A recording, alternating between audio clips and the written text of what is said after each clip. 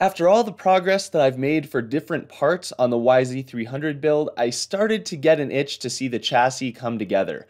And these IMS Core Enduro foot pegs had been sitting in a box for far too long, and it was time for them to shine. But first, all of the different peg hardware needed to be cleaned up using Prime MX cleaning wheels. Once everything was all polished up and looking fresh, I applied some blue Loctite to the bolts and fastened the peg mounts to the frame. These IMS Core Enduro foot pegs installed with no problem. In fact, this might have been the easiest time I've ever had installing pegs. The foot peg pins lined up beautifully and installed with no hassle at all. From here, I mounted the frame on my Redline hydraulic scissor lift stand, where I anticipate it living until the bike is finished. This was the first time the 2023 subframe and airbox I ordered had seen the light of day, and my next step was to steal this crusty air boot from the old airbox and clean it up. Additionally, here's a look at the 2005 and the 2023 subframe side by side. Really, the only thing that has been changed is that back cross piece. The clamp for the inside of the airbox gave me a hell of a time, but I ended up getting it loose. And then the inner cage of the airbox also gave me a hell of a time to get out. I popped everything else out and then spent a solid hour scrubbing with Scotch-Brite pads, degreaser,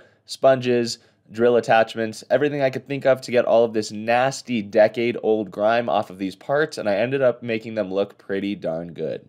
Once the air boot was clean, I just willed it into the 2023 airbox, and just like that, it was installed. I had ordered this new flap as well for the new airbox. Looking at the old one, you can see that it is riveted on. I did not have a rivet gun, so I figured some small bolts with nuts on the back would work, and they did. I installed the airbox onto the subframe and then the subframe onto the main frame, and this is the point that I realized I installed the boot backwards.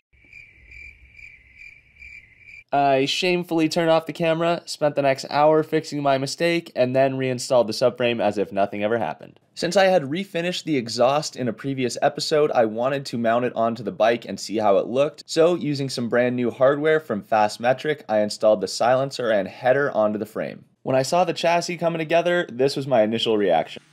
This is gonna be a nasty motorcycle. Damn. I wanna keep it.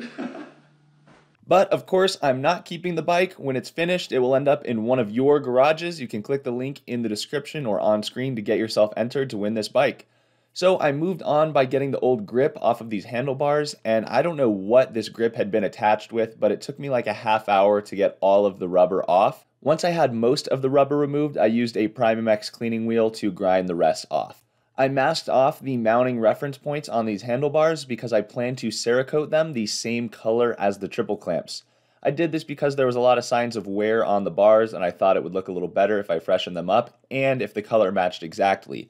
So after going through the whole prep process for both the handlebars and triple clamps, which of course involved degreasing, sandblasting, and gassing the parts out, I whipped out my Cerakote setup, this time with the color Midnight, and started spraying the parts. Now, this color turned out a little bit lighter than I expected. I thought it was going to be a very deep black, when in reality it's a very dark gray. I'm really curious if this is the color of Cerakote Midnight, or if I messed something up in the application process, and time will tell when I use this color on a future part. I do still think the color itself looks really cool, but it doesn't contrast with the smoke color I used on the fork tubes nearly as much as I anticipated. I really wanted to see these actually mounted up on the bike with the forks so I could really see how the colors look together, so I installed a brand new Pro X lower steering stem bearing and then installed the triple clamps onto the frame. Here you can see a before and after of the bar mounts, as well as the bar mounts all finished up. I remounted the bar mounts onto that top triple clamp before installing the top triple clamp onto the chassis. Having never actually used Cerakote before, I was very careful when installing the forks into the clamps because I wasn't sure if it was going to scratch or anything like that. I made sure to pry the triple clamps apart as far as possible using a flat blade screwdriver when installing the forks, but everything went smoothly and the tubes did not scratch. For the triple clamp bolts, once again, I used some brand new hardware from Fastmetric. Love those new shiny bolts on a bike build. Once those triple clamps were installed, the bars were done curing and I pulled them out of the oven and installed them onto the bike as well. I had all of the completed braking components sitting around from a previous episode, so I figured why not go ahead and install that front brake to see how it looks. And in this case, I actually think that deep black really contrasts well with the color of this Cerakote. So here's what she looks like with that front end all installed. Let me know what you guys think of these colors. Are you happy with that? Do you think that little subtle contrast in the grays is cool, or would these clamps look better if they were a true black?